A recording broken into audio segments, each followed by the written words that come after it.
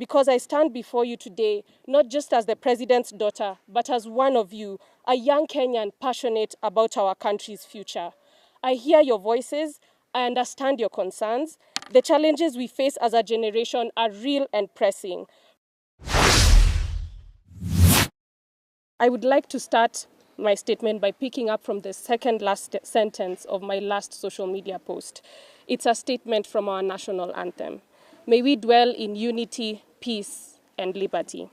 Unity is what these 47 presidents of county student associations representing 100,000 plus young people from our TVETs, colleges, and universities have demonstrated today by coming together. What is unique about these groups is that they have created systems and structures that combine national and county governments, all the way from having ward reps, constituency reps, cabinet secretaries, and these presidents.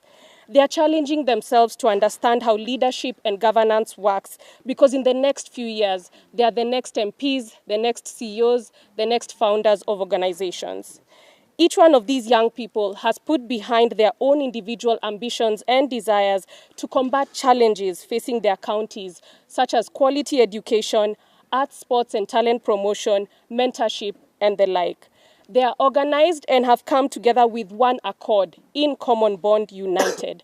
I know this because I have interacted and worked with some of you for the past year or so, and I'm very proud of your achievements thus far. Peace is something that has been far from us in recent days. It is something that we are praying for and leading the front in attaining as young people. This is why we stand against the particular protests that have shown no leadership from young people, but rather a push from dark forces to create chaos in a country that we so love. Looted businesses and many days of operation lost for profit-making organizations and community-oriented companies are so disheartening. One of the ways out of poverty is entrepreneurship and business, something we're encouraging our young people to engage in, and something we have to strongly safeguard. I mean, how else will plenty be found within our borders? Liberty is our expression of freedom. We have freely used our voices and platforms to be a part of current affairs. I say we, because I stand before you today, not just as the president's daughter, but as one of you, a young Kenyan passionate about our country's future. I hear your voices, I understand your concerns. The challenges we face as a generation are real and pressing. From unemployment to the rising cost of living, we are all feeling the impact of our current economic situation. I want you to know that your engagement in our nation's affairs is not just welcome, but essential. They all contribute to the vibrant democracy we are building together. At the same time, I urge us all to consider the complexities of governance. Solutions that seem simple often have far-reaching consequences we might not immediately see. This doesn't mean we should stop pushing for change, but that we should approach these issues with nuance and openness to dialogue. As I continue to use my platforms to support all young people, I would like us to engage constructively. Let's criticize when necessary, but also propose solutions. Let's be the generation that's known not just for its passion, but for its innovation in governance and civic participation. I don't have all the answers, and I won't pretend to. But I'm here to listen, to learn, and to work alongside each of you for a Kenya that reflects our hopes and dreams. Our shared love for Kenya is what will indeed move us forward. There are many ways to engage with young people. This is something I've been doing for over the past 2 years in my own ways and formats, and the government is putting together the multi-sectoral forum to formalize that. But each one of us can engage with young people. The Ministry of Youth, for example, already engages with young people.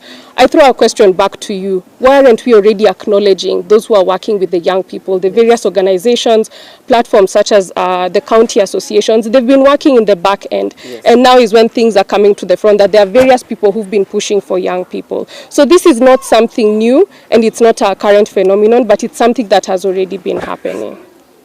What we are saying as young people is we won't allow anybody to use our name to misalign us and to put us away from the right support that we need. Because for us to flourish as young people, we need support of the private sector, the public sector, the government, and that is why we have to stand behind our current government. We are the county presidents of the comrades. We, the county president of the comrades, have seen our members being dubbed as faceless, tribeless, and fearless. But they are equally not leaderless, reckless, and structureless. That being said, we have agreed on the following. We have accepted and welcomed the National Dialogue Forum proposed by His Excellency the President.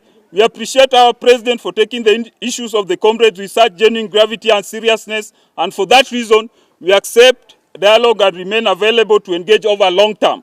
We are privileged to have the opportunity to interact, to interrogate and discuss for the matters of students, education, and foster a cultural interchange between us, between any stakeholder in the education sector, and above all, to create a generation that is educated, and above all, give a public civic education to all the generation. What we are saying as young people is we won't allow anybody to use our name to misalign us and to put us away from the right support that we need. Because for us to flourish as young people, we need support of the private sector, the public sector, the government, and that is why we have to stand behind our current government.